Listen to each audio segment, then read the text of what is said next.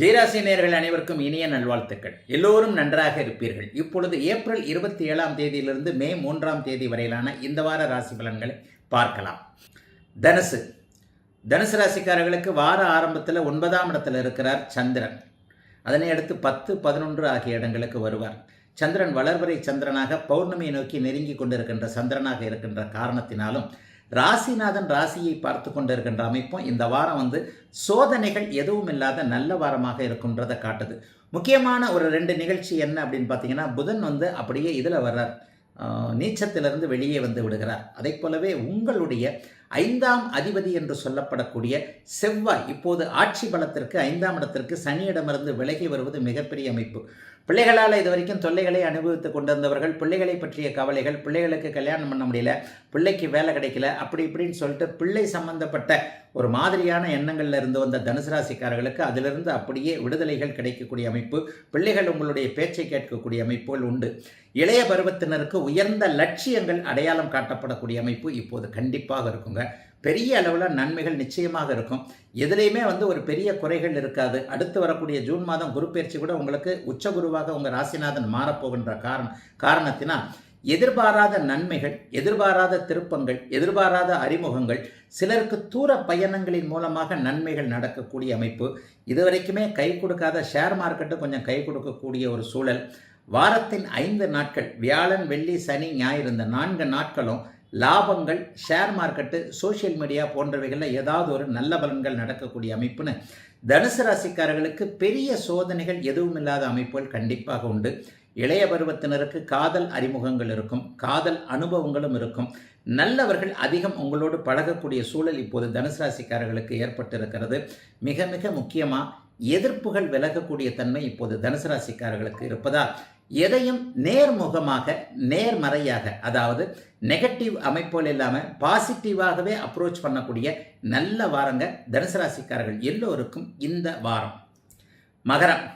மகர ராசிக்காரர்களுக்கு வாரத்தின் ஆரம்பமான திங்கட்கிழமை முழுக்க சந்திராஷ்டமம், செவ்வாய்க்கிழமை அதிகாலை வரைக்கும் சந்திராஷ்டமம் இருக்கின்றதுனால திங்கட்கிழமை வாரத்தின் முதல் நாள் மட்டும் சந்திரன், ஆனாலும் வளர்வரை சந்திரனாகத்தான் இருக்கிறார், பெரிய தொல்லைகள் இருக்காது.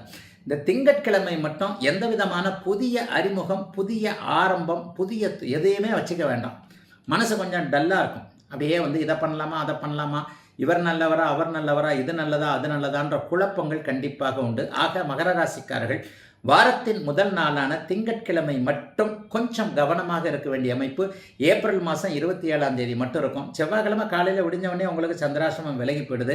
சந்திரன் 9ஆம் இடத்திற்கு விடுகிறார். அதிலிருந்து ஒரு பெரிய நன்மைகள் உண்டு. ஆக வாரத்தின் முதல் ஒரு நாள் மட்டும், திங்கள் மட்டும் தடைகள் இருக்க, பின்ன 6 நாட்களும் பெரிய அளவில் நன்மைகள் இருக்கக்கூடிய தன்மைகள் உண்டுங்க. இதுவரைக்குமே பாக்கியாதிபதி நீச்சனாக இருந்தவர் இப்போது அப்படியே நீச்ச நிலையிலிருந்து விலகி 4ஆம் இடத்திற்கு வந்திருக்கிறார்.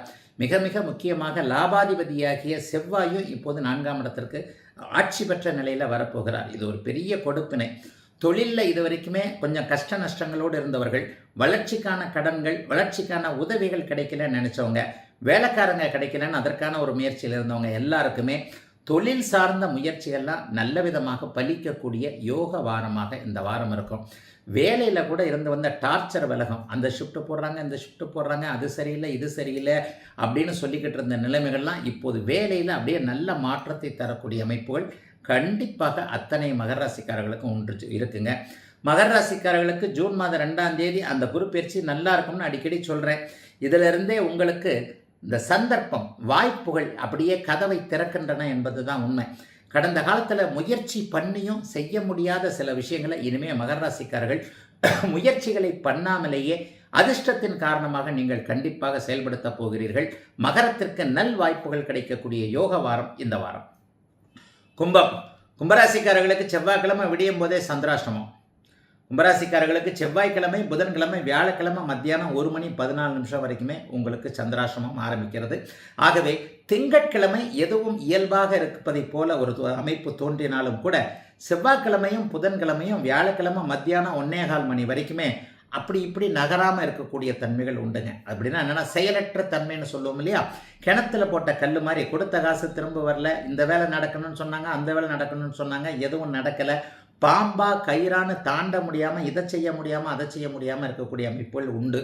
ஆக செவ்வாய்க்கிழமையும் புதன்கிழமையும் வியாழக்கிழமை மத்தியானம் 1:15 மணி வரைக்குமே வீட்டில் இருக்கிற பெரியவங்க கிட்ட எல்லாத்தையும் கேட்டு டிஸ்கஸ் பண்ணி நடத்தக்கூடிய வாரமாக இந்த வாரம் அமைஞ்சிருக்கு. வீட்டில் ஒரு 60 வயசுக்கு மேற்பட்ட இருக்கக்கூடிய அப்பா அம்மா தாத்தா பாட்டி போன்றவர்களோடு இதை செய்யலாமா அதை செய்யலாமான்னு கலந்துக்கிட்டு தான் நீங்கள் செய்யணும். பொது பயணத்தின் போது கவனமாக இருங்க. எந்த ஒரு சூழ்நிலையிலையும் சூட்கேஸ் மேலே கன்று இருக்கணும். நைட்டில் வந்து சூட்கேஸை பக்கத்தில் வச்சுட்டு தூக்கிட்டு போகிறவங்க தூங்கிக்கிட்டே போகிறவங்களுக்கெல்லாம் கொஞ்சம் கவனங்கள் கண்டிப்பாக வேணும். பேங்க்குக்கு போயிட்டு வர்றதெல்லாம் கொஞ்சம் பண விஷயத்தில் அந்த பக்கம் டைவர்ட் ஆகாமல் இருங்க.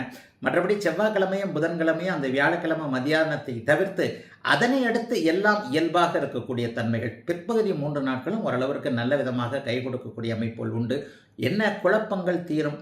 தொழிலில் அப்படி இப்படி இருந்தவங்கெல்லாம் கொஞ்சம் தொழிலில் இனிமேல் கவனமாக இருப்பீங்க. வேலை சார்ந்த விஷயங்கள் நல்லாயிருக்கும். குடும்பம் சார்ந்த விஷயங்களில் இது வரைக்கும் உங்களை சோம்பேறியாக நினச்சவங்க கருத்தை மாற்றிக்குவாங்க. சுறுசுறுப்பாக இருப்பீங்க. ஆண் பெண் உறவுகள் இனிமேல் நன்றாக இருக்கும். மன அழுத்தத்தை தந்த காதெல்லாம் திரும்பி வரவே வராது. அதற்கு பதிலாக புதிய உறவுகள் வரக்கூடிய, எதிலும் நான் மீண்டு வந்து விட்டேன் என்பதை நீங்களே உணரக்கூடிய நல்ல வாரமாக அமைஞ்சிருக்குதுங்க. கும்பராசிக்காரர்கள் எல்லோருக்கும் இந்த வாரம். மீனராசிக்காரர்களுக்கு பார்த்தீங்கன்னா வியாழக்கிழமை மத்தியானம் 1:15 மணியிலிருந்து நடுப்பகுதியில், திங்கக்கிழமை செவ்வாய்க்கிழமை புதன்கிழமைலாம் நல்லா தான் இருக்கும் அந்த 3 நாளும். வியாழக்கிழமை மத்தியானம் அப்படியே கரெக்டாக 1:15 மணியில் இருந்து ஞாயிற்றுக்கிழமை சனிக்கிழமை முழுக்க, வியாழக்கிழமை மத்தியானம், வெள்ளிக்கிழமை சனிக்கிழமை, ஞாயிற்றுக்கிழமை மிட்-நைட்டு 12:30 மணி வரைக்கும் சந்திராஷ்டமம். ஆனால் இந்த சந்திராஷ்டமம் பெரிய அளவில் ஒன்றும் செய்யாதுங்க. பௌர்ணமி சந்திரனாக குருவின் பார்வையில் வேறு இருக்கிறார். ஆகவே சந்திராசிரமம் என்பது சுப சந்திராசிரமமாகவே இருக்கும். இப்போ தான் ஜென்மச்சனி உங்களை போட்டு ஆட்டி படைச்சிக்கிட்டு தானே இருக்குது. இளைய பருவத்தினர் குறிப்பாக சமூக ஊடகங்களில் அதிகம் பார்க்கக்கூடிய, தாக்கத்தை ஏற்படுத்தக்கூடிய 30 வயதுகளில் இருக்கக்கூடிய இளைய பருவத்தினர் யாருமே நல்லா இல்லை. என்ன ஒன்று, உத்திரட்டாதி நட்சத்திரக்காரங்க ரிலீஃப் ஆக போகிறீங்க. புரட்டாதி நட்சத்திரக்காரர்களுக்கு இனிமேல் அந்த ஜென்மச்சனியுடைய தொல்லை இருக்காது. ஆனால் ரேவதி நட்சத்திரக்காரர்களுக்கு சில பல இந்த பக்கம் போனால் கடிக்குது இடிக்குதுன்ற மாதிரியாக ஏதோ ஒரு தடைகளை, தாமதங்களை நீங்கள் உணரக்கூடிய வாரமாக இந்த வாரம் ரேவதி நட்சத்திரக்காரர்களுக்கு இருக்கும். ராசி பலனில் எப்போவுமே சில நேரங்களில் ஒரு ஆழமான நுட்பமான பலன்களை சொல்லக்கூடிய ஜோதிடன் நான். இந்த வார சந்திராஷ்டமம் பௌர்ணமி சந்திரனாக, சித்ரா பௌர்ணமி சந்திரனாக கூடுதலாக குருவின் பார்வையில் இருப்பதனால எதிர்பாராத நன்மைகள், எதிர்பாராத அதிர்ஷ்டங்கள் போன்ற அமைப்புகளை தான் கண்டிப்பாக செயல்படுத்தும்.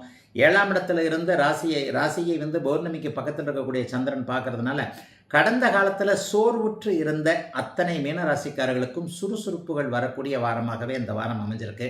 நடுத்தர வயது தாண்டியவர்களுக்கு எந்த தொந்தரவும் இருக்காதுங்க. அவங்களுக்கு வியாபாரம் நல்லாயிருக்கும், தொழில் நல்லாயிருக்கும், குடும்பத்தில் கூட நிம்மதி இருக்கும். குழந்தைகளால் இருந்து வந்த ஒரு மனக்கசப்பு கூட விலகக்கூடிய தன்மைகள். சிலருக்கு 8ஆம் இடத்தில் சந்திரன் குருவின் பார்வையில் அமையப்போகின்ற காரணத்தினால் வெளிநாடு, வெளிமாநிலம் போன்ற தூர இடங்களுக்கு போகக்கூடிய ஆர்வம், அதற்கான சில பல தடைகள் விலகக்கூடிய அமைப்பு. குறிப்பாக கிழக்கு திசை நாடுகள்னு சொல்லப்படக்கூடிய சிங்கப்பூர், மலேசியா, ஆஸ்திரேலியாக்கெல்லாம் போடக்கூடிய எதிலும் ஒரு கூடுதலான நன்மைகள் இருந்து குறைவான சாதகமற்ற தன்மைகள் இருக்கக்கூடிய வாரமாக அமைஞ்சிருக்குங்க. மீனராசிக்காரர்கள் எல்லோருக்கும் இந்த வாரம்.